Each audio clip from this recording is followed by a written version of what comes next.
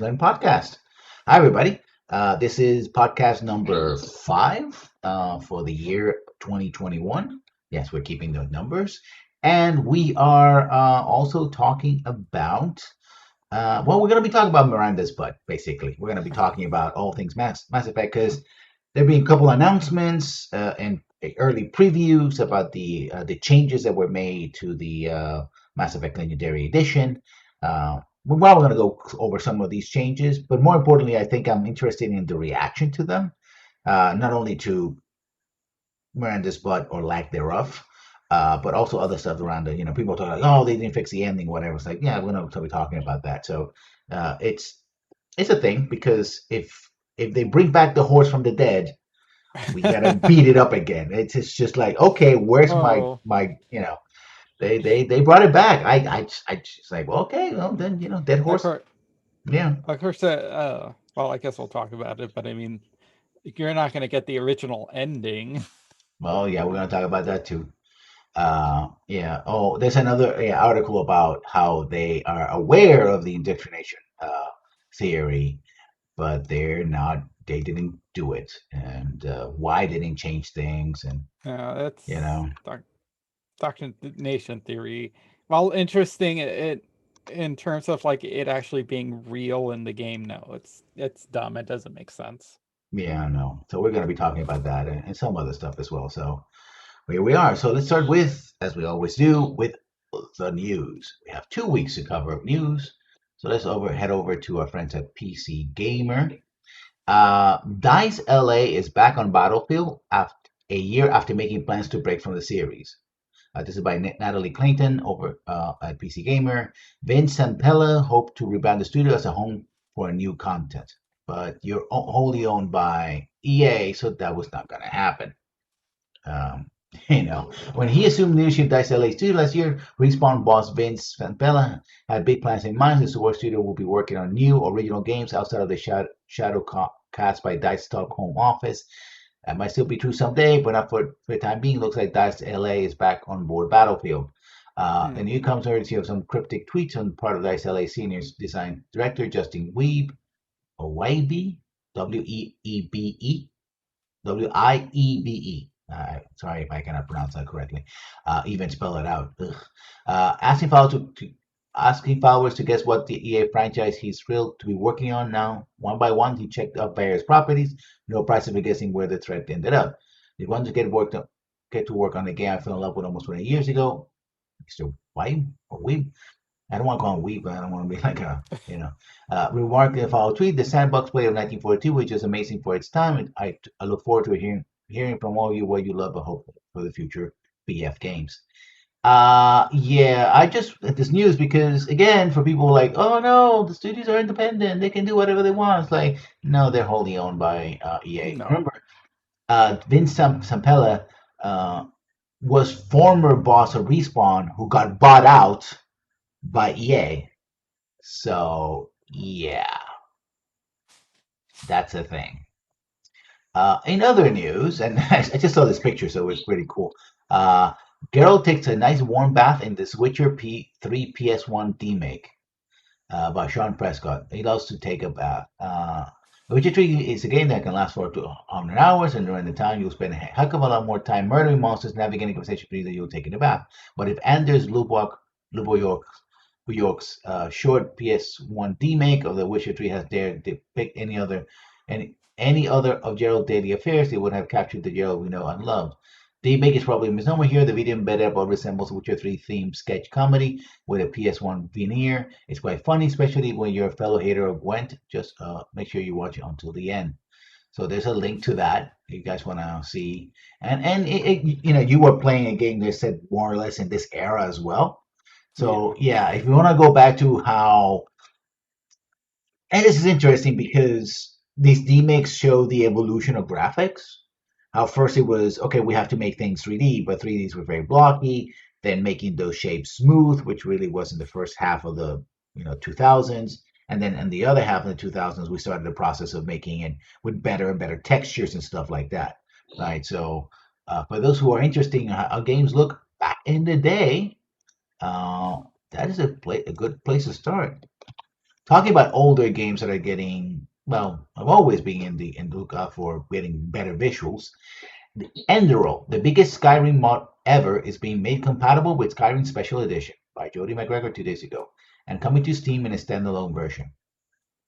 Last month, Sure AI, the team behind the hugely popular Skyrim overhaul Enderal, announced they have moved on to focus on commercial project and won't be updating Enderal to be compatible with Skyrim Special Edition. The original version required all Rim to play. However, fans have since taken on the task and created a version of Enderal that runs in Skyrim Special Edition engine with a Steam release on the way.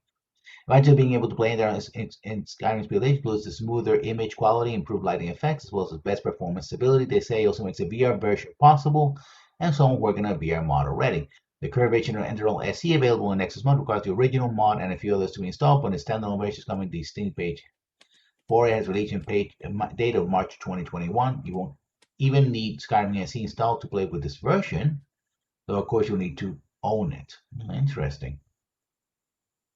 So how do they how are they able to like put this as its own standalone thing on Steam? I don't know. Uh,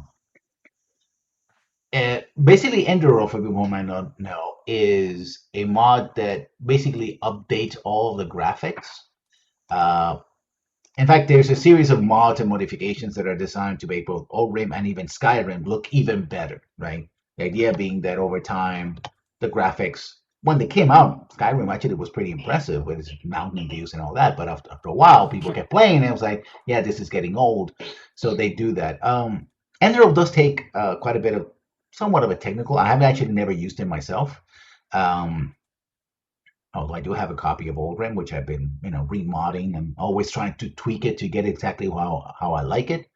But yeah, it's part of what's called an ENB, which is enhance something. I don't. Well, no, actually, I'm not gonna say what it is. Uh, ENB Skyrim.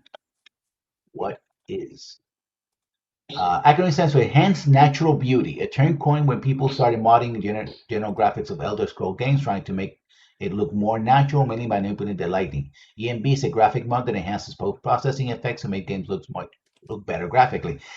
In essence, the special edition is a form of ENB, sort of.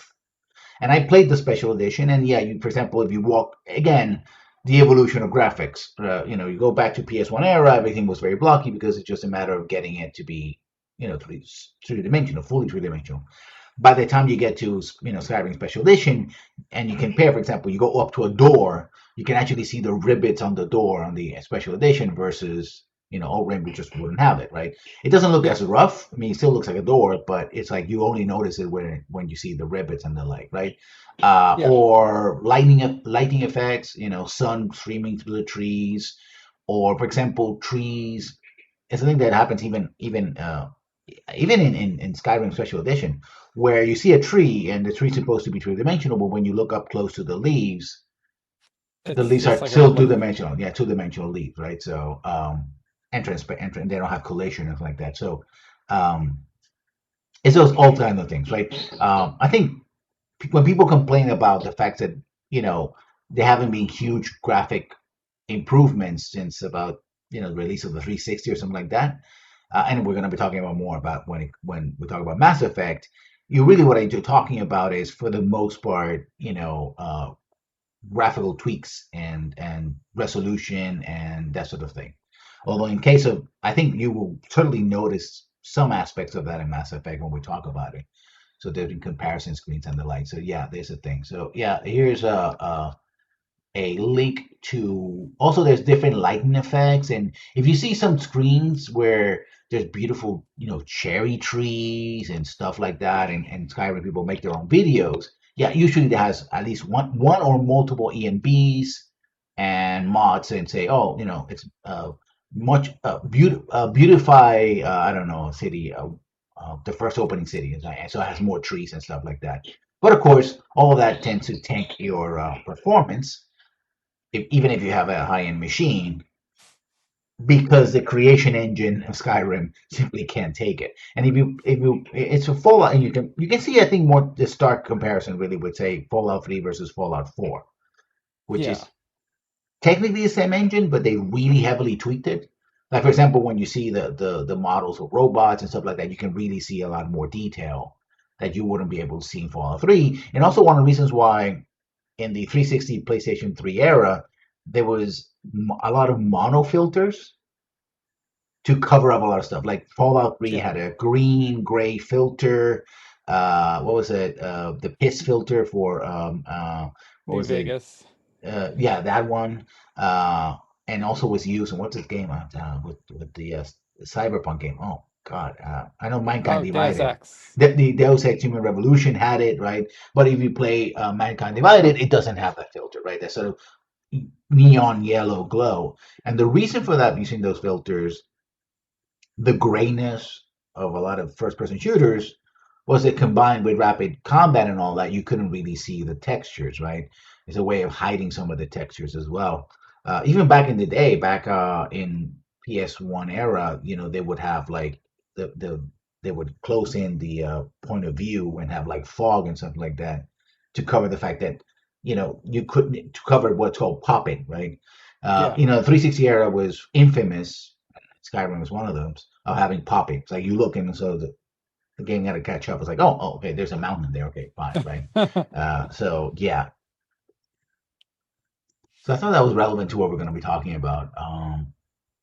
Let's move over to Kotaku. And this one, we've been talking about this before, so I thought a follow up would be interesting. Control developers doubled their profits in 2020 without making a game, by John Walker. Hmm.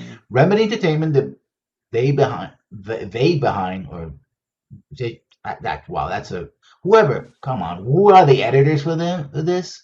I mean, I know that I make mistakes myself when I'm writing. I have to, double down on, and I'm editing a lot. But let me read you this sentence, which is technically correct, but Remedy Entertainment, they behind Max Payne and 2019 Control. Shouldn't you just put the studio behind? Sometimes spelling Yeah. it out works. Yes, I know who they are, but made more than twice as much money in 2020 as they did the year before. Yet they didn't release a new game. They just kept releasing an old one instead. Aha. What were we just talking about? Nah, we were not talking about a game that did that. No, no company, no, not at all. Never. If you were to stop me in the street and ask me about how things went for Control in 2020, the first thing I do is look around myself in a panic and hope you go you go away. But were you to persist, I never see the remark that it hadn't been still a year for the game's reputation, caught up on it was in the most ludicrous bungled upgrade to next gen console. Then I distract you by suddenly pointing at a distant roof and run away as far as I could. Stop asking strangers questions in the street, you weirdo. Oh, okay. Self-effacing humor in the article. Yeah. You could, if you had a page, word count here, my friend, Mr. Walker, you could have had that full sentence up front, and that would have done it with 5 or 6 more words. But that's just me saying. Yeah. I know you get paid by the word, so or do you? Then I just strike you. As reported by GI Biz, the Finnish developer raked in a tidy 13.2 million pounds, no, million euros in profit in the 12 months ending December 31st, 2019. Saw them bring them just over 6.5 million euros, and all it took was releasing Control with 70 or 80 times. There was a Steam release after its PC version hit itself on the Epic Game Store in 2019. There was an Xbox Game Pass release. There was a cloud version on Switch, an Ultimate Edition that's been released everywhere. Then and I'm quoting the article. So YouTube algorithm, know that I'm quoting the clusterfuck of the Xbox whatever and PS5 release. And yes, officially from now on, all the Xbox after the Xbox One will be called Xbox whatevers. That's just the official line of this podcast. You do know that, okay? Where those who had the Ultimate Edition would get it upgraded for free, while those who had the vanilla release did not. Even if they paid more overtime for the DLC, and then all that got delayed to 2021 anyway. There's that. If you keep selling something a lot, you make money. Economists take note. Remedy is now more fully moving a new project with a AAA and smaller game development in collaboration with Epic, so we don't expect to see those on Steam anytime soon. They also continue working Smilegate's Crossfire and their own multiplayer project Vanguard. What, etc., etc. Okay. Meanwhile, we expect the new releases of Control and N64, BBC Micro, and the Casio FX-9750G1 11 graphics calculator. Party hard hard. Again, I guess it was relevant bring that news up because yeah, that's the state of gaming. So you forgot, and since we talk about Control before, might as well talk about it yet again. Yeah, and it's funny too because I just got Control for free on the on PlayStation Plus, and it's the Ultimate Edition. So not only can you play it now on the PlayStation 4, but you getting this for free now entitles you to play it on PlayStation 5.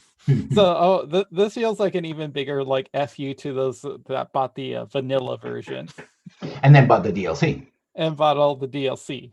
Yes, because why the heck not, right?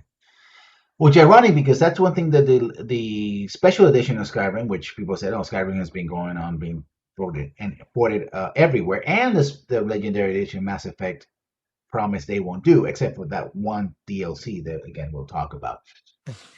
Even the Justice Department is looking into the GameStop fiasco by Ethan Gage over at Kotaku.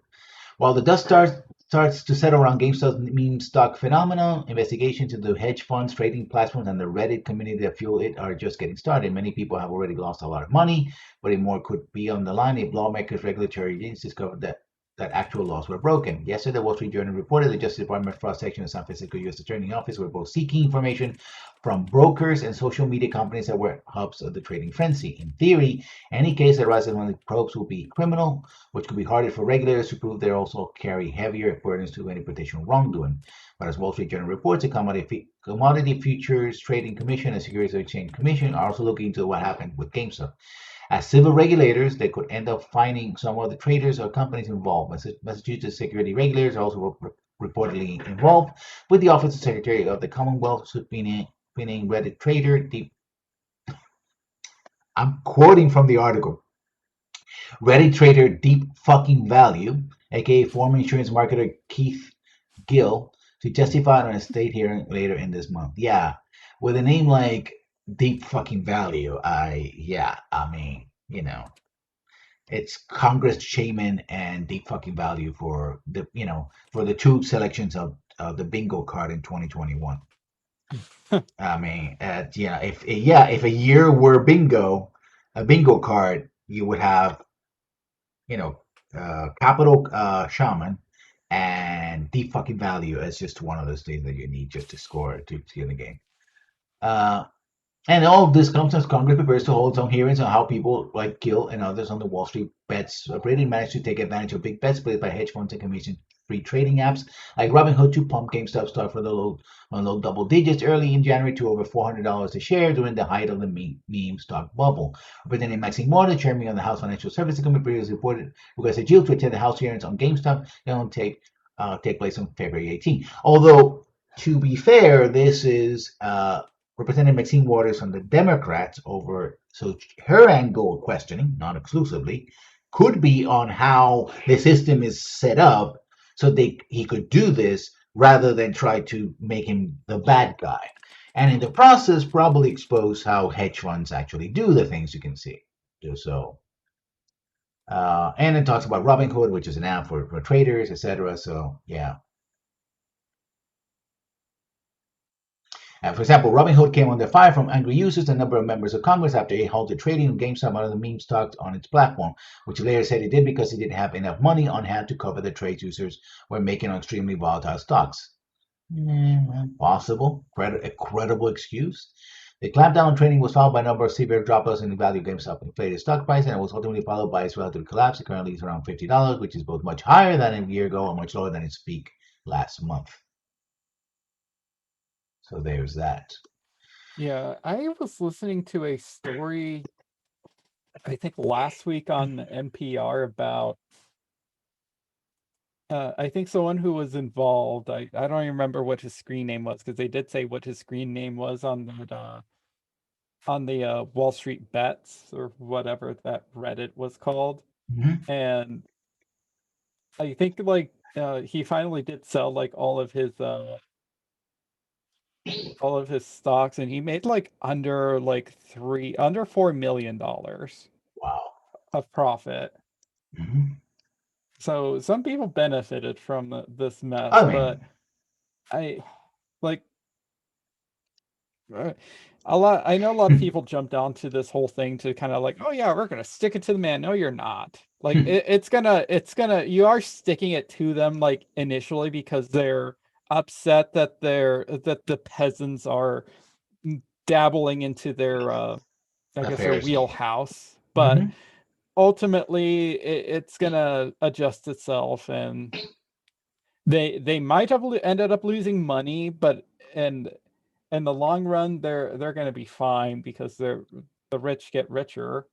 And Yeah. unfortunately, like all those people who like jumped in on it on the meme when it was like what $100 a Hmm. share or even higher, they're gonna end up losing if they Hmm. haven't already. They probably all have. Let's see, what Yeah. is GameStop stocks?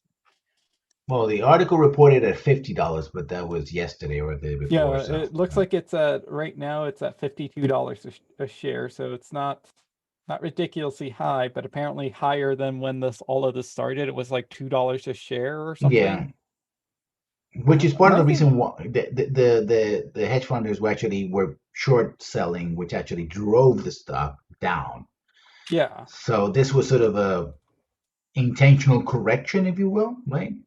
yeah, The thing about it is you have to look at how the fact that short sellers can actually do that. They're just a, I mean, the whole mechanism doesn't make any sense. You shouldn't be able to buy stock in order no. to drive it down, Yeah, and right? and what the hell is this ridiculousness of like lending stocks out and stuff? And I got Hmm. a Kupanada that says on my in my chat says that you can't believe that GameStop is still alive after eating so much shit in recent years. Like, yeah, well, that's the thing too. I think that's what these short sellers are sort of banking, that like even at like $2 a share, that the company's being overpriced their Hmm. stocks because this company should be gone and Yeah, failed because online digital sales and all that tap merchandise is not really selling. yeah. If you've been to any GameStop recently, which you may or may not have depending on where you live, some of them are like being really strict about like the COVID thing. Of course, I'm sure when COVID hit initially, they were probably making bank. But now that like, they were either forced to shut down because they're not an essential they're not an essential service, and just the economy in general, I'm pretty and the fact that probably people are hopefully leery about going out to physical Hmm. stores, like they're probably not doing as good anymore. The small sales that they would have gone from like window shoppers going there and then actually like finding something like, oh, I didn't know this thing exists, I'll buy it. Because I've done that before where I like to once in a while go in there just to see what kind of like stuff is on there. Hmm. Because surprisingly they do carry some like unique games, at least like physical copies that are exclusive to GameStop in terms of indie games. Hmm. But for the most part, it's vacant, or it seems like people who are shopping there, they don't feel like hardcore gamers. I hate using that whole term. They feel like parents that are shopping for their kids Hmm. that are mostly in there. Um, but yeah, that company should be gone. And let's see. He also says also you can see that they're in trouble because they had to stretch from just selling games to now selling phones and plushies and figures. Yeah, Hmm. that's pretty much like, well, we need to corner the market somehow on video game adjacent stuff. But even then, like you can get all of that stuff online anyways. Yep. I still feel like they might be doing like the whole like door, pick up at the door kind of thing, because I did that once. Like I found some like exclusive amiibos because I'm just a horrible person who likes these little crappy plastic tats of Nintendo amiibos. Hmm. Um, but I haven't felt the desire to go in there, and I'm like, I don't really want to go. I'm trying to avoid going out. Yeah. Yeah, I mean, I said many times before. Well, actually, we talked about how this they had a sales spike last year around this time Hmm. because they Yeah, were refusing to close their doors and they were claiming they were essential stores, which they were not, and putting their employees at risk. They got that bump, but then we ran later on the year we reported that just a speed bump that didn't do anything. Certainly didn't affect the stock whatsoever. yeah. So there's that. And then Yeah, Kupanada says, why exactly? Why go argue with someone who will shove a warranty up your tush while you're buying it, or while you mhm, can go buy it at home in your PJs. That's true too. yeah. I think the business model just was they got locked on the used sale of they were doing great when consoles really took over, and so the Hmm. consoles are seen as toys, and people were especially in physical sales were great, but once console migrated to because they were one of the stores that changed in the 1990s and early 2000s they were PC, but then PC started transitioning to digital sales, so that the console they had a turnover for the console market. GameStop actually bought out many of the other big brands in the United States, like Babbage's and stuff like that, and so they became essentially a monopoly. And then when the physical console sales collapsed, it was like, oops, we have nothing. So we talked about that I think last week, so you can go see that, and we're going to continue. And an article is very relevant to our podcast here. This is by Ian Walker at Kotaku. Last Friday, Super Mario 3D World Penis uncut on Switch.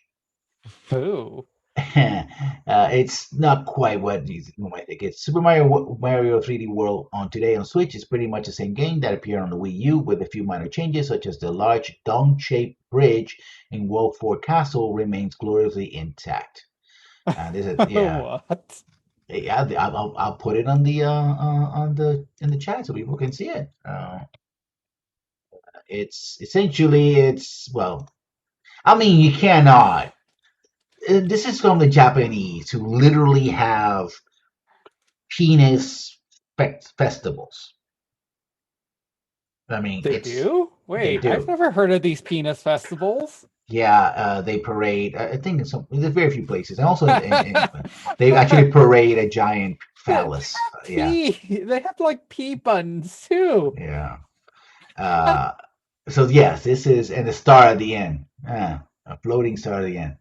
So yeah, this is completely relevant to our discussion here because why wouldn't we talk about giant penis maps, bridge things? Oh, That Kupana also says that they worked at EV Games. Remember that it was mhm, pretty big at the start of the PlayStation 3 area, but then buying online made it easier. Yeah, mhm. I feel sorry for you too, like working at video games. I feel like I always wanted to be like, ooh, that'd be fun being like working at a video game shop as like a teenager. And it's like, oh, no, retail sucks in general. And Yeah, I mean, sure, you get to be surrounded by video games and but then it's retail.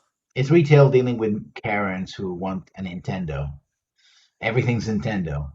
Yeah. And and I want the Nintendo. Nintendo doesn't work. Why does Nintendo doesn't work? And you're like, oh god, yeah, it's not good. Moving on to something a little bit different. By Sykes Weisen over it was a Friday over Kotaku. Halo 3 is getting a new map over Daycare after release. That's because Halo 3 actually got re-released in the Halo 4 and the Master Chief Edition. So I suppose that this is what it is talking about. Halo 3 received the last official new map all the way back in 2009 as part of the Mythic 2 Map Pack release. Now 343 Industries announced that a new map first featuring in Halo Online will be out on the next round of Master Chief Collection beta testing. I got it in one. Now, Blog Post released today Halo Waypoint. 343 announced a new round of flighting, round of flighting? I guess flighting, that's the word, for the Master Chief Collection. Flighting is a series of limited beta, oh, it is actually a word, which they're about to define for us. Flighting is a series of limited beta tests for certain players. How the 343 tests out new upcoming features and changes. 343 says that a new round of beta testing, which will include a new Halo 3 map, will start as soon as February 18th. So 3 days from now. This new map comes out on Halo Online with now shuttered online-only spin on Halo, developed by Saber Interactive, built with a modified version of Halo 3 engine. Released only in Russia in 2015 via closed beta, no longer updated. Fans have attempted to mod Halo Online to make it playable worldwide, but Microsoft has pushed back against its efforts. Many fans have asked about bringing Halo Online maps in MCC, and now 343 has gone and done it. So there you go. Hmm. Another series has gotten a revival. Will we ever get Halo Infinite? Who knows? You're getting a new map on Halo 3 if you own the Master Chief Collection, which I do, but I don't really play online, so it doesn't matter to me. We talked about this before the show started, and I love this title, so that's why I'm going to talk about it. This is my Mike favorite Kotaku PSP5, PlayStation 5, PS5. Scalpers unwilling to admit that they're grade A douchebags. Again, I'm quoting from the article, just saying. It's a recent interview with Forbes, a man who claims to have purchased 25 PlayStation 5 consoles in January and result for upwards of $350 profit a piece, says reselling is an incredibly valuable industry, does not deserve the bad press it gets. And again, I'm quoting Mr. Fahey, fuck him right in his face. The scalp interview by Ford, who goes by the name Jordan, is the founder of The Lab, a UK-based cook group that teaches paying members how to use bots to secure high-value items like hard-to-find video games, consoles, or limited-run designer sneakers. Scrolling through the group's Twitter feed, you'll see an ongoing parade of success stories, pictures of receipts, transaction records, and actual product, all purchased using inhumanely speedy automated bots. Like the old saying goes, sells a person overpriced fish, they'll eat it for a day, teach them how to buy fish with bots and resell them for profit, and you're a real piece of shit. I take it Mr. Fahey doesn't like this. That's the vibe I'm getting from this article. I could be wrong, but yeah. Jordan feels the negative press and angry comments he and his group have been getting since they started posting taunting pictures of stacked of consoles. The general public never has a chance to purchase unjustified. In the fourth article, the PlayStation 5 scalpers are unhappy with the public image. I wonder why. Jordan attempts to get the justifiable angry internet to sympathize with him. I don't think he's succeeding right now, not at least on Kotaku. Seems to be a lot, and this has been capitalized, of bad press on this incredible value. There seems to be a lot of bad press on the incredible value industry. I do not feel that it's justified. All we're acting as a middleman for limited quantity items, said Jordan. This group generates money for actively helping make limited quantity hard to find items even more limited and hard to find. According to Jordan, purchasing 25 PlayStation 5 consoles that retail for as much as $400, 450 pounds, around $620, $21, and selling it for 700 pounds, approximately $967, which he did. Exactly how every other business works. Technically, that is correct. Mrs. Do purchase things to one price and sell them for a higher price. Thank you for telling me. Unless you're a short seller over at GameStop stock. Essentially, every business sells their products, said Jordan. Tesco, for example, buys milk from farmers for 26 pence, so per liter, and sells it for upwards of 7 pence per liter. No, I haven't need to complain to exchange they are currently doing toward ourselves. Yeah, no, but you can still get milk, Yeah. at affordable prices. Well, if you can afford it, unless you get, have to get government aid to afford it. So, yeah. So it goes on and on and on, and basically Yeah, this but I guy mean, being a like, douche. Yeah, so. you admit yourself like a middleman. Like, almost every single advertisement for like stores for like cut out the middleman, and you're buying directly from like the vendors and stuff. Like, you just admitted you're a middleman. You're a negative bad thing. No one likes middlemen. He's a middleman of a middleman, by the way, Yes, jacking up essentially, the price even more. it's a sub middleman, I Yeah. guess. Without the distribution chain or anything like that, he just simply buys them and sells them. He doesn't have to have a distribution chain. He doesn't have to worry about, paying employees. And not only that, this is the thing, he's essentially selling to his members ways to do so, which ironically, I think it will bite him in the ass eventually because he's basically feeding his competition, right? Yeah. And if somebody decides to make all these bots illegal, you just put all that, evidence of illegality out there. So congratulations, Mike. Congratulations, Mike. In some other news, because why the hell not? Ian Walker over Kotaku, Borderlands movie cast actor who actually is funny to play Claptrap, which feels off. I always like Claptrap. I mean, I'm not a huge fan of Borderlands, but I never hated on Claptrap. Hmm. Uh, Jumanji and Orange County star Jack Black has joined the cast of Borderlands movie, The Hollywood Reporter reports. Hmm. But the reporter reports the Black, I say the Black, oof, who will be playing Borderlands' perennial robotic sidekick and ostensibly comic relief Claptrap, is the latest actor to sign up to the project after Kate Blanchett, Kevin Hart, and Jamie Lee Curtis. Wow, Chernobyl creator Craig Mason is penning the script. What? This is bizarre. This is going to be the train wreck or one of the best movies of his year. Right? I'm not going to be writing. Yeah, he's going to be in the movie. I don't know. I mean, it's Borderlands. I guess it's going to be sci-fi comedy. Is it going to be animated though, or is it going to be live action? It doesn't say. I'm so excited to reunite with Jack. The time to record in booth. Borderlands director Ellie Roth said, "Claptrap is the funniest character in the game, and Jack's perfect for bringing him to the screen." And apparently, Hmm. Mr. Walker doesn't find Claptrap funny because it says, "I have to say, grabbing Jack Black makes some sense, apart from the fact that he's very funny and cool, and Claptrap is, well, not. I'm starting to Hmm. fear that I might actually like this movie." Yeah, okay. And there's the first comment is no, this is a bad casting, blah blah. But we're not gonna go into that. Internet comments. Who needs it?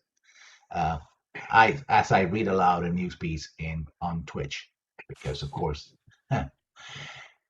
And finally, well, a couple of pieces of news. Nintendo News Switch Concierge service will give you game breaks by Ari Notice over Kotaku. Nintendo launched a Nintendo Switch Concierge, yeah, program designed to familiarize those who recently purchased a Nintendo Switch system with the console. Okay. Switch Concierge gives Switch owners one-on-one video conferences with a Nintendo rep. These are the 6 half-an-hour sessions you choose from Nintendo Switch one-on-one games, getting started, games, what to play next, etc. I mean, it reminds me of the old Nintendo Hotline, except you don't have to Yeah. pay per minute. Aside for the new Switch owners wouldn't have been a thing last year. Here you go, last spring, while Animal Crossing New Horizons soothed those confined to their homes during the start of the pandemic, it was nearly impossible to get your hands on a Switch. Scalpers. Now that most digital retailers have the Switch back in stock, Switch Concierge is probably more viable. I'm looking forward to learning about the available video games on Nintendo, but why they're all spelled Hades. All the critics love Hades. I haven't tried it yet, so probably will later this year. After I buy the other Yakuza games and play them, after I've played Mass Effect Legendary Edition. There's a lot of afters. Uh, Talk about games coming to other platforms. Kingdom Hearts series coming to PC on March 30, exclusive to Epic Game Store. Again by Ian Walker. Uh, I don't know if I want to touch this series because I'm going to just read you one paragraph of this. I'm not going to read the whole thing. During the today's Spring Showcase, Epic Games announced that Kingdom Hearts HD Remake 1.5 plus 2.5 Remix. That's one Jeez. title of the first game. I know. Kingdom Hearts is HD 2 Roman numeral 2, I guess, not 11. Yep. Point A, Final Chapter Prologue, second Yep. title. Third title, Kingdom Hearts 3, that's pretty straightforward. And Kingdom Hearts Melody of Memory will be joining the service next month. No. Sorry. Uh, Oh, oh, and so it also has a Remind DLC thrown in as well for Kingdom oh, of Hearts. course. Yeah, like Dream Drop Distance or like Kingdom Hearts 3D, which stands for and it's still in the title, Dream Drop Distance. Like what the hell do those words mean? They're I words. have so they pretty much called it somewhat that when they first re-released Kingdom Hearts I think HD remix like 1.5 Mm-hmm. on the PlayStation 3. I got that like for $20 a long time ago. I think it was like for Black Friday the same year it came out. It's Mm-hmm. still sitting on the shelf in shrink wrap. It's original shrink wrap. It's still there. Untouched. I haven't gone to it. Yeah. So Finally, we get to the part where we actually talk about the thing we're going to talk about this podcast, which is Mass Effect Legendary Edition and Miranda's Butt. I'm going to link to the EA page because it has actually some video on it. Uh, let's just talk about some other features of it. Mastered and optimized for 4K Ultra HD. I don't have that, but okay, cool if you have it. Uh, Actually, it doesn't say more. That's the only thing that the page actually has that says relieve the cinematic saga, includes single player based content, and it won't have multiplayer. For a 40 DLC from highly acclaimed Mass Effect 2, Mass Effect 3 games. Most of that DLC is Mass Effect 2 DLC, which is just basically power playing. Although apparently they did rebalance the guns and other things you get in Mass Effect 2. So they're not like one. Hmm, yeah, they're not. You know, overpowered as they were. Because people who don't know, there was a DLC for two DLC that were clothing. There was a DLC that had, and then other two DLCs that had extra guns. So four of those pieces at least. And I think they may be counting individual guns as DLC as opposed to the packs that they came in. And of course, the same thing about reflect. They still have this. Reflect your choices. Choices seamlessly travel from one game to the next. Okay, it's going to be on one game. Each decision you make will control the outcome of every mission, every relationship, every battle, and even the fate of the galaxy itself. No, it won't. Experience the experience the Legend of Shepard. That's true. Create and customize your own character from appearance and skills to the personalized song that led your elite recon squad across the galaxy in turmoil. So yeah, that's from the EA page. Let's look at some other articles and what they Yeah, break down. me hooking up with Garrus did not help the galaxy against the Reapers. Yeah, It helped prepare my Shepherd to fight the Reapers, but didn't really help. They yeah, weren't like, oh, look at those two. You know what? Let's not destroy all life in this galaxy again. and yeah, there's being talk about this, but also been some of the cuts, such as, and I'm actually reading from a site called Gaming, as in Gayming. Okay. Just to get a different take on this and not the usual sites. Mass Effect Legendary Edition to revise juvenile scenes like the Miranda butt shot. And that's one take on it. And I put this because it's one take is it. Thank God it was time to fix it. For people who don't know this, if you play Mass Effect 2, this particular scene when you go to talk to Miranda Lawson, which is one of the major NPCs, and as you're talking with her, the camera twice sort of goes down and frames the shot. So on the left is Miranda's gigantic, well voiced Oh, derriere, I and in the other is Shepard, male, female, however you customize it. And if you don't quickly press the button, you can just leave the controller. Like you can literally take this is a 360 controller I still have here. I don't know why. Take the batteries off. Yeah, I did. That doesn't. You can just take this controller right here, right? Don't touch it, and leave it there and stare at Miranda's butt for as long as you can. And of course, if you're playing with some kind of screensaver on PC, then it probably screensaver will eventually come up. So that will be it. yeah, I linked I commissioned something uh, for from a friend, and I posted the link that has that screenshot Yeah, which of has that, and especially it in the so it's one thing when it, you know, arguments or discussions about like male gaze and in like cinema and media in general aside, like it's one thing if it was like if the conversation was it was being appropriate in terms of like, oh, Shepard and Miranda were having like romantic talk and maybe talking about her body. It's like, oh, I'd like to check your body out, like, oh, especially like afterwards when they're like, oh, my perfect body and stuff, and maybe they get flirty. So that yeah. I think that would have been an appropriate conversation where that shots like that would make sense. Hmm. But this is her being like, Okay, so I have a sister. I have a little sister.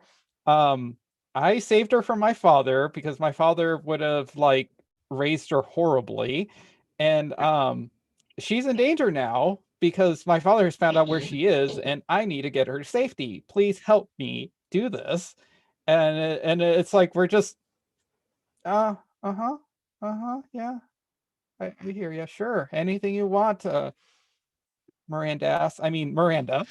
Yeah, the explanation given by then, well, now CEO of BioWare, Casey Hudson, is paraphrased here, saying that they had scenes like that with Jacob too, so hence they didn't really see anything wrong with it. Uh, Um, yeah. did they? I don't recall. I mean, they you have shirtless scenes with Jacob doing push-ups and stuff like that, I guess. And there Does no, actually he? no, yeah, there's in the background, especially when you do the Shadow Broker Yeah, files. but that isn't stock though. That isn't like the original game. Like I don't remember the camera like tantalizingly looking over like his oh look at my tight like suit. Like you can see my abs through my uniform and stuff. Like Yeah, you don't get that naturally, and especially not if you don't romance him. Like I'm pretty sure you don't get any like ooh, check Jacob Taylor out as when you're just conversing about him like oh, my father disappeared. Like my yeah. father disappeared 10 years ago. Ignore the fact that they for some reason have heats like removable heat sinks out of their guns and not the old timey reloady heat sink things. Hmm. I get they were working on a very experimental experiment on guns. I don't Yeah. know. Well, as I said, one of the things that actually got fixed in Legendary Edition, they supposedly fixed the Mako, the mechanics. In fact, most of the changes happened to the original Mass Effect. Combat, you get melee attacks now. The Mako handling was improved, and Yeah, the you got heat sinks across the entire series now. do you really? Like even Yeah, the first one? even the first one. Yeah, Oh, that's huh. that's interesting. I don't know how I feel about that because I really I hated the stupid heat sinks. I like the original like oh no, my gun's overheating. I better duck and cover because I like the idea of never running out of ammo. I mean, technically in lore you could run out of ammo, but it would probably take forever to run out Hmm. of ammo realistically. Yeah, The way well, those I games. actually like it from a mechanical perspective because it's part of the tempo of combat. If done well, the action of reloading, all remember it's a cover-based shooter, so it's run, take cover, shoot, reload, shoot again. Take cover take cover to reload. So if done well, and yeah, Mass Effect kind of does it kind of well, the reloading mechanic actually works. But I didn't like the special ammo stuff, like the heavy ammo, which was universal for like grenade launchers and flamethrowers, and like was such like a battery. In Mass Effect 2 kind of didn't implement it well, and in Mass Effect 3 they were just sort of power ups. The heavy weapons were just power ups, so Yeah. it was all over the place. So I kind of I like the idea that it's consistent from game to game. Although I don't know. So does that mean they rewrote some of the dialogue to where they mention like the heat sinks and stuff? And Probably they but just took it there out. were yeah. It's not like there's very many. The only time I feel like they really mention it is if you talk to Conrad Werner, and that's all the way in like Mass Effect 3. So Yeah. that's something easily cut. Hmm. And of course, they also cut the Pinnacle Station DLC because that the story behind that is that the source files were corrupted. Apparently, I was reading up on that, and apparently, it wasn't even developed by BioWare. It was Nope. developed by their port person. Is it Hmm. Domino's Studios or something? Yeah, the people who ported it to PC. Hmm. Yeah, Then which it they didn't. The port wasn't that bad. You know, that's another thing I'm I looking forward to because one of the things controller support. about the port was that first of all, the original Massive, the entire series didn't have console controller support for PC, and also which was kind of weird because I always liked the Mako. I mean, I didn't hate the Mako, but I originally played on the 360, and since I understood what tank control were. right? That you have, the turret points one way and the vehicle goes another. That wasn't a problem for me. Once I figured, okay, I just shoot one way and I can move in another direction. Oh, great! I actually can do that. I can I run around circles. But people who don't understand that were like, oh, I want to, they want the vehicle to go where they're pointing at, right? Because the camera. So they're like, oh, but I'm pointing over there and going over this, and sometimes the camera would pan out, either get too close or too. It was more a problem with camera control, and I always said that whoever was given the terrain tool for the other planets just went crazy with this. Like, well, oh, mountain it's like and like a valley. kid, but like, hey, Yeah, how do you draw a mountain? It's just like a triangle-y, pointy yeah. shaped thing. It's like, there we go. And we're gonna I never had any trouble with the Mako. I'm not sure that's why I never understood everyone complaining about it. I was like, it's not hard. I played on the PlayStation or on the 360, and it's like I found it easy. Yeah, but on PC using, I hate driving with a mouse, so I think it would have been much worse. Ironically, with a mouse, it should be better because you can use the WASD key to control the actual, vehicle and point with the mouse.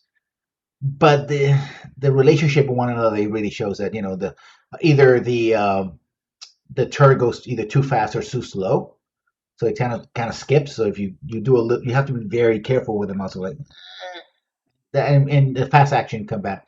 I hope they fix they also, I think, fix the XP system, so you don't need to have a new game plus to get to level 60, which was one of the things you had to do. I mean, I don't know. Let me reflect.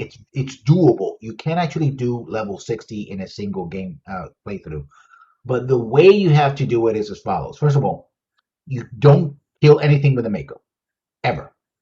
What you Hmm. do is tougher enemies, you weaken them with the Mako, and when they're like a one health bar or something like that, you go get on foot and shoot them on foot, and you get more experience. Second, you have to have somebody in your team, or at least two members of your team, that can open every single box, every single container. Yep. And third, you have to visit almost every single planet and find almost every single there. You have to find about 90% or more of the planets. Well, And and even then though, like the original, it was capped though to level 50, and you had to start a new game in order to get that to No, break through that it cap. wasn't capped. No, it wasn't capped. Really? What It was a soft cap. What happened Oh, at level 50 was that the increment between 50 and 51 was like 10 times or 100 times over. So if you needed 50,000 experience points to get to level 50, there was something like, you need like 75,000 or 500,000 to get to level 51. hmm. That's what you have to do, because once you hit level 50, it's the numbers just increase. So it's kind of like a cap, because if you just Yeah. play regularly, it slows down the progression. But if you do everything like that, and sometimes if you miss a couple of things, what would happen is that you would go in New Game Plus, and then just talk to a couple of people in the ship, and it's like, oh, you got experience, so hey, Yeah. level 60. So that happened. So I think they rebalanced that. I don't know if they rebalanced the scale in Mass Effect, because everything in the original Mass Effect, because of the Mako, felt like it was too small, Hmm. because everything was scaled to the Mako. Everything that wasn't indoors, Yeah. and by indoors I mean something that you were purely indoors, was scaled to the Mako. Even in places like the Citadel, where you have to play the Mako, was still kind of small. So beds looked very small. Consoles, even the characters looked kind of shrunken. Everything was too small because they have to be able to switch scales between the Mako and on foot while keeping the relatively size of the Mako. So, in fact, if you see the Mako in Mass Effect 2, if you go to that scene where the DLC scene where you see the crash site, which is another DLC, there's just you go there and just have the memories of the crash site and the former crew. The Mako looks huge because everything got resized. And in Mass Effect 3, they even have shots where you have people in beds, so they feels like they can actually fit in that bed. Like Yeah. that bed, so when you talk to the survivor, the Wehrmacht survivor, they actually are in a bed that they can fit, although they're propped up, but still, But in Mass Effect 1, the bed looked like a little postage stamp that was just there. Uh, and hopefully, I think they also speed up the combat, because it's combat in Mass Effect 1, especially when you went over after, it was like, I'm gonna go over an obstacle, and only in certain places, and stuff like that. So a lot of the stuff is great, but I think going back to Miranda's butt, I think it's the reactions and people expectation. I've seen it in two levels. People who love the idea that they curtail this, make it more sensible. I mean, still there. By the way, a note for people who will be watching here and also in Chapter One's channel: the actress Yvonne Strahovski was asked many years ago about her role in Mass Effect, and I'm quoting or paraphrasing what she said. She said, "Yes, that was my face and my voice, but not my body." And that was the end of the question. Like she just said, "Okay, this is I want to talk about it and no more." In fact, she hasn't even appeared in any promotional material for the games that I remember. Outside, she in fact the only way she appears in promotional material is playing the character, giving voice to the Yeah. character. But herself as like other actors and actresses, like, oh yeah, Mark Meir appears all the time, and I was like, yeah, yeah, we're excited about this, but she has never done so, and I feel like her level of discomfort with it is such that she was like, yeah, okay, fine, I'll do it. This is my you pay me, I'll do it. I'm under contract, and she probably came back for the Legendary Edition if they had to do rewrites and the like. But she doesn't want to be her real herself be associated with this character, right?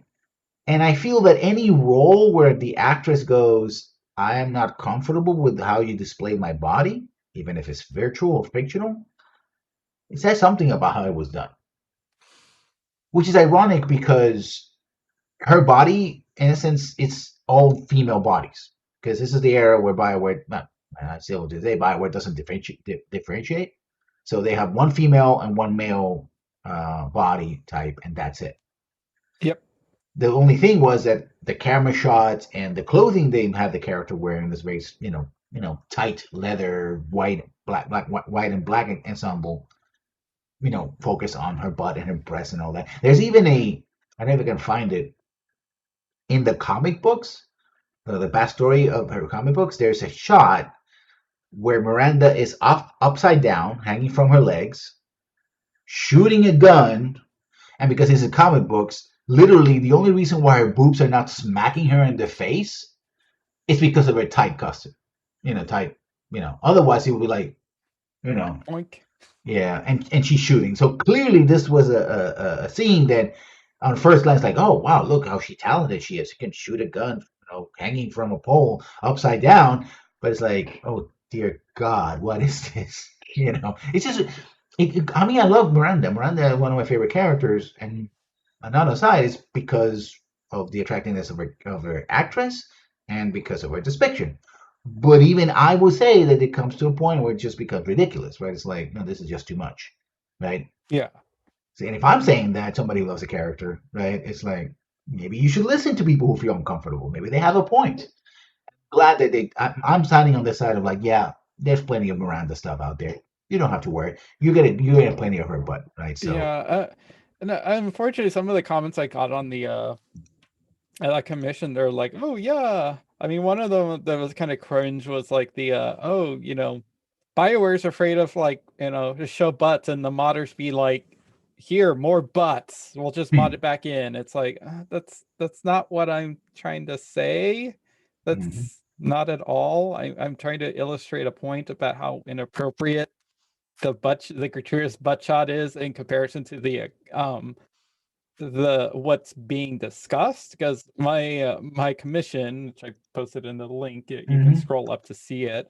The It's essentially just a butt shot, a similar pose with Garrus still in his armor and everything, and he's discussing his loyalty mission about like how all his men are dead because of Sidonis, and it's like, oh yeah, that's totally the appropriate time to be checking out his ass as he's talking about his pain and how how people are dead. That's totally hot. And another comment too was like this is what equality looks like. We sexualize and ogle men just as much as women. It's like, no, like that's not what equality should be. No. That's not That's equal. bad.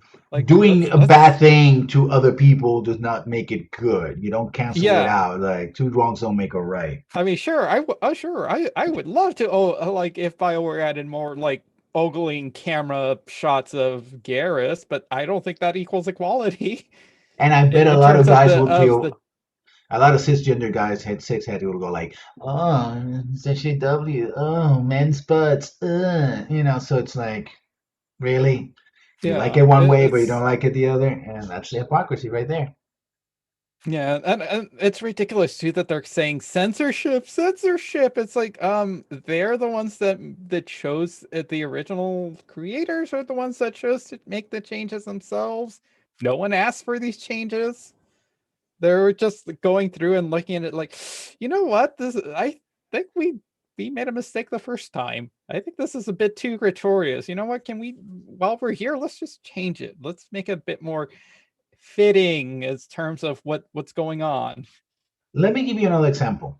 There was an article a couple of weeks ago that supposedly a lot of the romances were cut, especially the same-sex romances, and particularly Jack being "quote unquote" pansexual because of Fox News.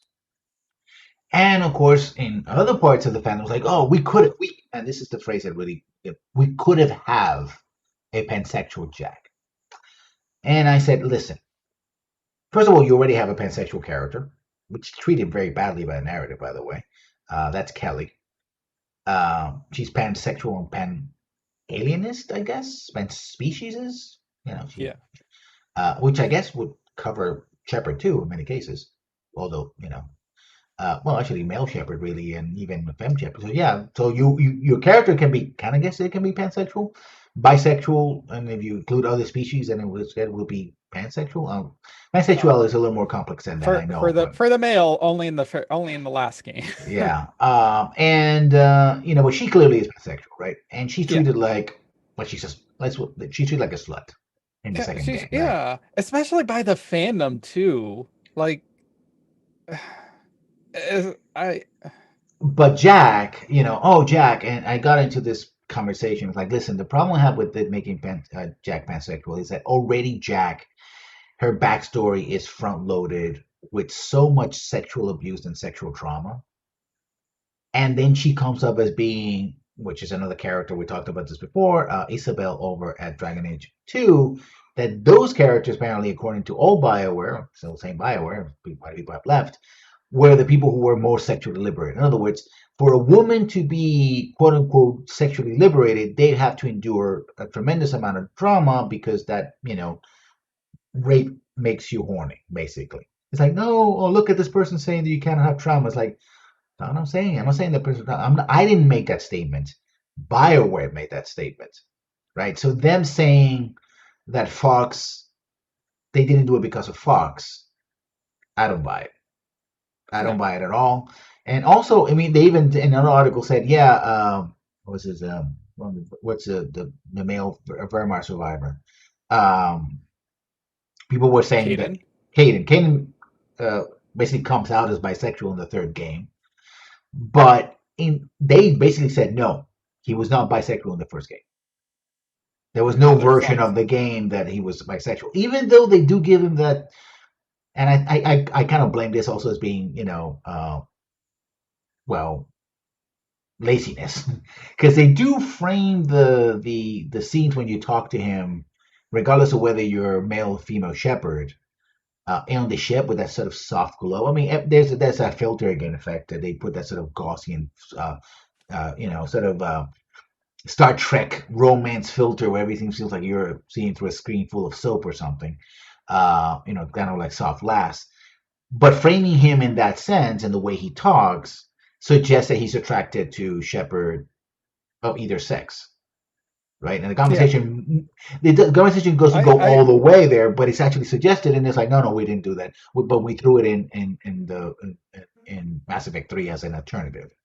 yeah, I got like I always got like a queer vibes from him in the Yeah, first game. Then of course if you do the data mining, there's all the lines are there too. The exact same lines for male and shepherd or male and male male relationships and female female. Ashley female Shep and male Shep and Caden. The lines are strangely like unrefined. Like they're louder. They haven't been like it feels like tweaked like the rest of the lines are. That's something I've noticed from them.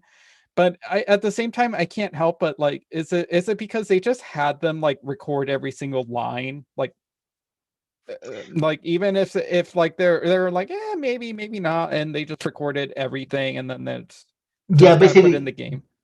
what you do that for multiple purposes. First of all, it's just simple line reading, right? It's depending on the time and the actors and all that in specific studio how they do it. And Bioware was very careful with it. They actually created software so that people in different places, around the world could record their lines if they were not couldn't go to the studios, and they could meld it together. So that's how much effort Bioware went to melding these lines. But you do simple line reading to have the actor get a feel for the lines and the character. You also record lines so you can feed those lines to other actors, especially if they're not there sharing the booth, especially using the software. So it's much easier to just go through all the lines. Like this is the script for Caden. Right? These are the lines of Caden, right? These are the lines. So the way it's not done is like Caden looks at his script, and they may have some annotations like Shepard says this, but if it says Shepard says this, it doesn't necessarily say male Shepard says this. Hmm. So if I give you a script and it says Shepard says this and you respond to this, then you know there's that, right? So you could record a line and the other character, if you're not told that the character is of a particular, gender or identity, it's like, well, I'm just reading my lines, right? And you would say, read this seductively, read this romantically, read this sensually, read this seriously, read this comically, right? So you're giving instructions on how to do it or hints depending on the director. Some directors are very specific. I want, may repeat the line, go like, I want you to say this, that as well, or will I give you general directions? So some other directors would go, just read the lines and we go from there. So there's a lot of reasons why they could be recorded. And I think the reason why they aren't refined is that they were just backup lines that were left in the disc that could be used, right? They were just part of the recording, right? And nobody decided to edit it out. But they're unrefined because the audio guys were told, essentially these are the lines we're going to use, and they just focus on that, on the editing. Yep. So it's still there. It's like people in a movie, you always shoot more scenes than you need because it is in the editing room, and we both do video editing, so we know, you kind of record more scenes so that when you're looking for specific constructions, like okay, I have options as opposed to looking to the one shot that you need to fit in there because it may not be there. Yeah. It might not be able to. We might not be able to replicate it. So very much like voice acting is the same way. It doesn't mean, for example, that they may not have been programmed at some point. But again, and this is the whole thing about fan expectation versus fans reality that we've been touching off and go for the last 2 years now that we heard about rumors about this. That you can see the expectations of many other fans. For example, oh, they're not, they said, oh, I read two articles, one saying, no, we were not going to change the ending, but there were other writers that be involved, anonymous saying, I wish they had, right? Or talk about the indoctrination theory that BioWare knows about it, but won't implement it. We didn't implement it, and then again, we talked about this. It was going to be a HD remake. They were never going to go that deep and Yeah. change the actual storyline. People who don't know, I actually did a video, Script Doctors. I'm going to link to it both here and in the chat because I actually did a Script Doctors covering, um, Fixing the ending, I believe, wasn't it? yeah, Mass Effect, the entire series. Oh, Actually, I did one for yeah, here it is. Um, I went there for the trilogy, and I did one for Andromeda. So I'm going to put it in. So if you're interested in that, here it is. And it took, the video is quite long. If you want to, watch it in small increments, you should. It's about an hour long, about an hour and 3 minutes. And it's just me talking about all the things that would be needed to change, including changing, possibly changing the plot of the second game and switching it with the plot of the first game, right? And the problems that would generate, etc. Um, and just first of all, I don't think Mass Effect BioWare wanted to do this. I mean, we're talking about this is more like a lifeline to keep the series and by extension Mass Effect viable in the eyes of their owners. Yeah, I actually I kind of had that thought. I'm like, why did it occur to me? This is a way for EA essentially to gauge interest in this franchise. Like, okay, so what happens if we put out a HD remake? Let's see how much money we make and how many copies we sell, and see if this is still a viable franchise, especially after Andromeda. And it's like, oh wow, like I'm like I just had that epiphany, like why the hell didn't I think of that before? That's exactly what's happening. It's almost I certainly hope they don't do what I think Michel Ancel did with Beyond Good and Evil. He was Mhm. like, oh, if Beyond Good and Evil HD remake sells really good, like maybe we'll start working on a second one on the sequel. Mhm. So even though they've already announced this, well, I guess they definitely also announced the sequel before that. Mhm. And So supposedly the I work certainly hope, yeah, I certainly hope someone doesn't come out and say like, oh, if you want another Mass Effect game, you better buy the Legendary collection. it might be said if the new Mass Effect doesn't come out, if it gets canceled, and particularly if BioWare folds, the BioWare, the original BioWare studio, they're probably going to keep the brand because they're still running with Star Wars and all that. Although that's another thing, EA lost its Hmm. exclusivity to the Star Wars brand, so now SWTOR is still doing, and they're probably going to make some future games, but EA doesn't have that anymore, which means the brand is not as valuable anymore, which means BioWare being associated with SWTOR with Star Wars is not as valuable. And rumor, and this is just rumors, well, there'll be some confirmation apparently, that the new KOTOR game will not be made by EA. So there will be.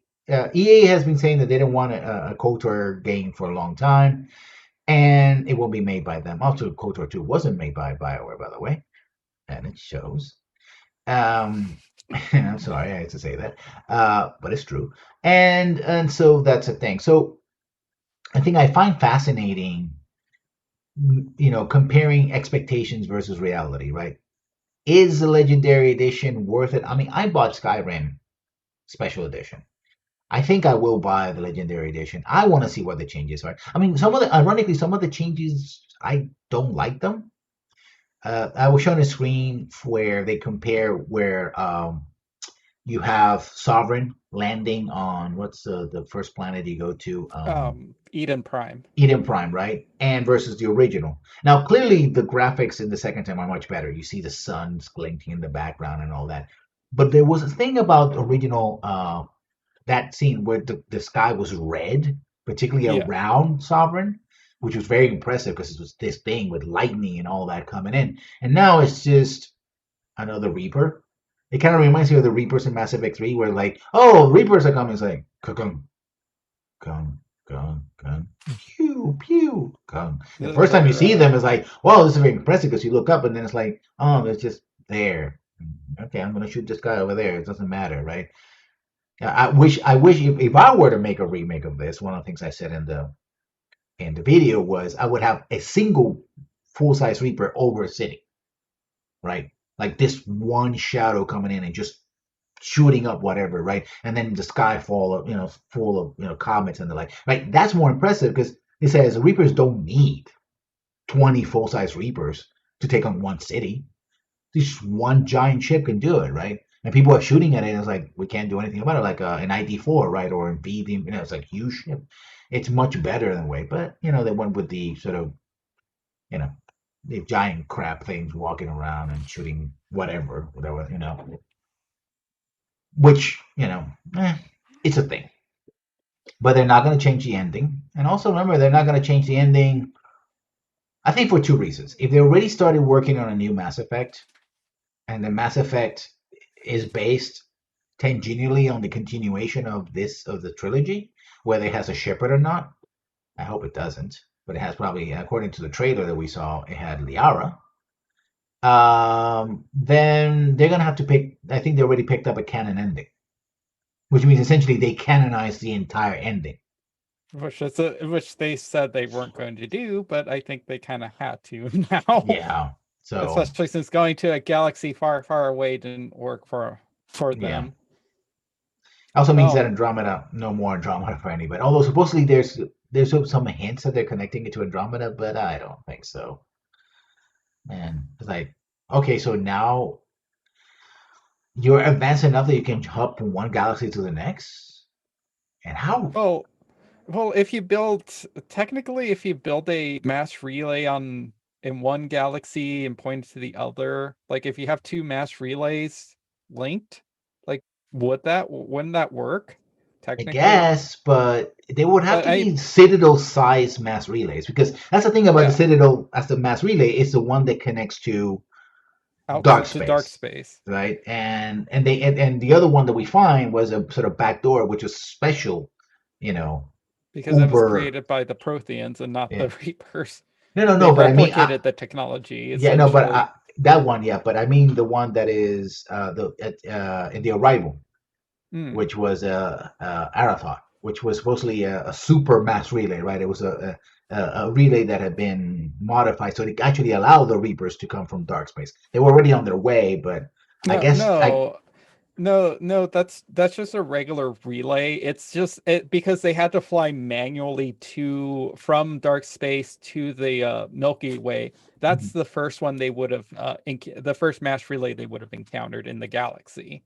Oh, Uh, okay. so it wasn't a special one. It was just a regular one. That's it's just the Mm, first one they would have found, and of course now have free access to the galaxy again.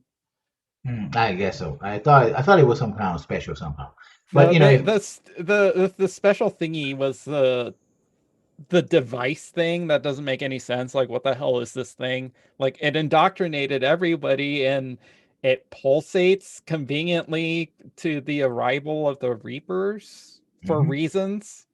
yeah. So there's that.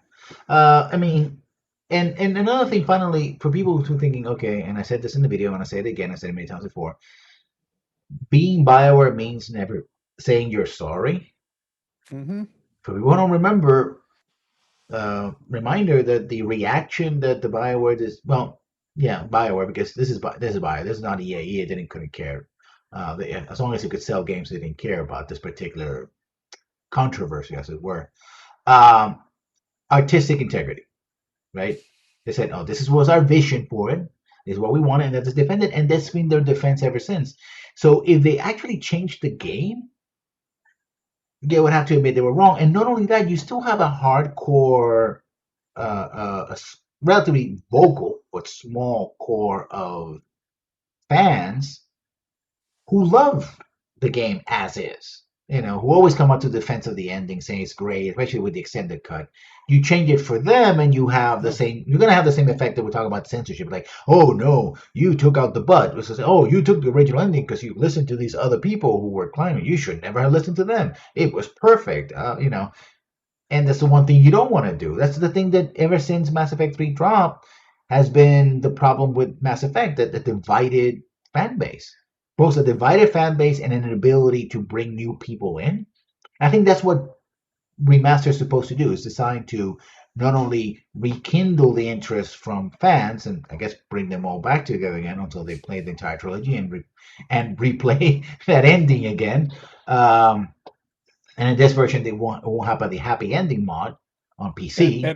it also won't have the original ending, which I had to explain to somebody doing a stream. They're like, "Oh, I've seen it. Like, I haven't actually seen the original ending, like the stock ending." I'm like, "The stock ending is terrible. This thing happens, no explanation. Cut to whoever knows how long with the stargazer and the little kid, and suddenly it's retconned as the entire trilogy being like a story told to a kid by an old man, and then bam, message that says buy more DLC. Yeah. That's the ending. Although That's I the would say original. with the extended cut, it's half and half. The explanation given for what it is is horrible, so it makes things worse. But you do get a slice saying, okay, this is what happened to that character, and this happened to the other character. It's like, okay, fine, at least you have that kind of closure, which I appreciate, and I understand why Yeah. other people appreciate it. But it's like two-thirds bad or worse, one-third okay, Good. because it's like, oh, uh, this giant machine goes up, and by the way, the your companions get saved conveniently right in front of the most powerful Reaper ever, who's actually been gunning for you for entire 2 games. But they get to fly away, and you get to keep on running. It's like, oh, couldn't Joker just like, I don't know, do a strike against the Reaper to distract it or something, so I can get to the, or calling artillery or something. You have ships in orbit, just do something, you know. But no, it just parks. Well, by the way, we were told in the first game one of the reasons why you had to use shuttles was because the SR2 was too big to do just that. But in Mass Effect 3, it didn't matter. They're doing it from the very beginning. So like, okay, never mind. Sure, you know. Well, I mean, I guess like it hovers. I don't know. Oh, look, it's just hovering above the ground. It actually land. Yeah. Ooh. So there's that. Also, I should probably throw in.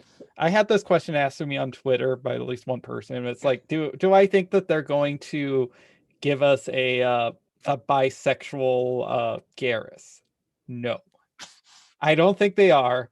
I personally have a headcanon as how that's possible with what's already there, but I don't think so. I don't think BioWare would go to the effort. I also don't think we're going to get a bisexual Tally romance or a Jack. Or I don't think any of the Mass Effect 2 characters are going to become bisexual in any kind of way. Like in addition, I though I kind of do hope that they do. I can see them making Caden bisexual from the beginning. Because like I mentioned previously, those lines are already there and recorded, and it's just a matter of scripting. The scripting is actually there too, because well, kind of. I've seen like some hacks. The scripting is not all there, but it does play out somewhat. The camera angles not so much, but Mhm. the scripting for the characters is there, because that wouldn't surprise me if it's just recycled. But you could have that. I don't think we're going to see a bisexual Ashley, especially since she wasn't bisexual in the third game. Yeah, I mean, well, the reason why you can have the scripting is because you can frame the characters using their skeletons Hmm. and not their actually fully, skin and everything else. So when you frame the original thing and you have the voices, you say, okay, places like it's virtual theater. You just put the skeleton when you need to put them, and they react to each other. Especially, and those scenes were very static. Like you have one Yeah, character they're talking, just standing there. yeah, start talking, and maybe do a slight motions in the skeleton. So they're just placeholders. So switching male. In fact, one of the things they said they had only one actor to do not even the motion capture, because they actually didn't do motion capture. What they did for Shepard was that they had a Marine, a male Marine, just they took photos and video of them, like sitting and stuff like that. So there's a part where Femchep sits down uh, talking to Garrus, the same way that Mchep talks to him with her legs spread open, Oh and yeah. she's wearing, especially when she's wearing a dress, it's like, yeah, I'm just doing this like this. And you can realize that they didn't have a separate actress, which they took pictures of, right? Uh, I mean, she could have been a Marine. I mean, you have tens of thousands of female Marines. It's like, okay, we're just going to film you, right? And in fact, that would have been great because you would have seen a female Marine, and she could have, said in the same way if she was wearing, you know, Pants. trousers. But there's the thing is that Marines also have dress blues, and the dress blues for females, usually it's a skirt. Mm. And under protocol, no, you would not have a female Marine. In fact, even a male Marine sit like that and dress, like in full dress, like whatever. Like, because you're not supposed to do that because, you're wearing the uniform. So, and especially wearing a But skirt. Ralph, it's a private ship now, the Cerberus. It's not adhering to Alliance military standards. But I'm just following what they did and what they said that they Yeah, actually hired I know. an ex-marine. So it's not like they could have hired anybody, could have any male actors. They hired someone else. It's like, okay, fine, you're just hiring someone else. But you actually told me that this guy was a marine because you wanted to modeled. Look, You know, authenticity. yeah. So I mean, you got to go for broke, right? Um, so stuff like that. And I think I mean, I'm gonna hopefully, if everything goes according to plan, I will buy the game and I will stream it, because, well, I want to make more videos using using the footage, music videos and all that. I like doing that, so I'm gonna do it just for that purpose. And also gonna try to stream it, and we'll see what the changes are. Hopefully, I do like the idea that they're gonna, which one of the things that needs to happen, which is sort of uh, make the gameplay more homogeneous, right? Yeah, So, because the gameplay in the first game was kind it's of very janky. different. Yeah, it's janky. I mean, in fact, I remember that getting into Mass Effect, it took me like 4 or 5 tries. I would play up to the point where you're in the first planet, you talk to the guy who's, the guy, no, you see the other Spectre get murdered. Now I'm blanking on every name of the series. Nihilus. Nyla gets murdered, and then you're supposed to go to the train, and because of the controls, and I was getting damaged, but from underneath, I couldn't really know what was happening, and that threw me off. It was like I would stop playing until I realized that I had to go down the platform and start shooting the guys down there, the Geth. It's like, oh, but I'm supposed to be over here, and they're still shooting at me and hitting me, and it was a bit. That was kind of. But once I got past that point, and you get into the train, and you go, actually, I wonder how they're going to do that. I mean, I'm curious how they're going to do all these scenes, right? They're going to have an open rail case, or you're going to be shooting inside a train, with doors, whatever, the bombs. What are they going to use for reuse assets? Because that bomb asset was used for other things. Was reused in Mass Effect 2 for the model anyway, not the asset itself. Because again, things change, different engine and all that. Like a container, like, oh, here's a container. It's like, well, that looks like a bomb. Like a new, it looks like a new, what, so stuff like that. I don't know if they're gonna do the side mission where um, the pirate puts a bomb in a probe. Originally, he was supposed to be a Turian, Oh but they yeah. changed it to a human, and hopefully they have the Turian back because they have the voice, the flanging effect for a Turian.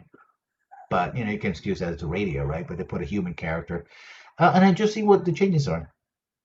And yes, I will be able to finally, I never streamed, I played it once, finally stream Citadel DLC and roast the living shit out of it live. People are gonna hate me for it, but I'm just gonna do it. They say if I'm gonna play Legendary DLC and it has all the things on it, I'm gonna play every single DLC and I'm gonna roast it to hell back. I swear to God. Oh yeah. I thought about like roasting what you call Leviathan DLC, but Yeah, that too. I've never gotten around to it. It's like I don't think I ever will. I don't know. Yeah. I guess I could now, but Now wait for it to be in glorious 8K HD, whatever. Roast it again. So that's it for us for today. Chatham, where can we find you on the interwebs? You can find me at Chopamon pretty much anywhere. I am Chopamon underscore here on Twitch and on Twitter, but if you hang out on YouTube under Chopamon, you can find this playlist of me reviewing the Citadel DLC, nitpicking the hell out of it, and a lot of the issues I had with it, especially since it just feels like in the pandering DLC, essentially. The sorry but not sorry DLC. Yeah. And of course, you can find me here playing Project Wingman every day. This week it will be chopped up because I have family issues. So hopefully tomorrow and on Friday. And you can find me on Sundays playing over at Raktus channel. That's Raktus. I'm running a Dungeons and Dragons campaign in the old world of Greyhawk using Dungeons and Dragons 5th edition. And you can also find us here on the podcast and on YouTube under Lessons Learned, where you can see my script doctors and stuff I've done for BioWare and other games. So thank you, everybody, for coming. And as always, we'll see you when we see you. Bye bye, everybody. Bye.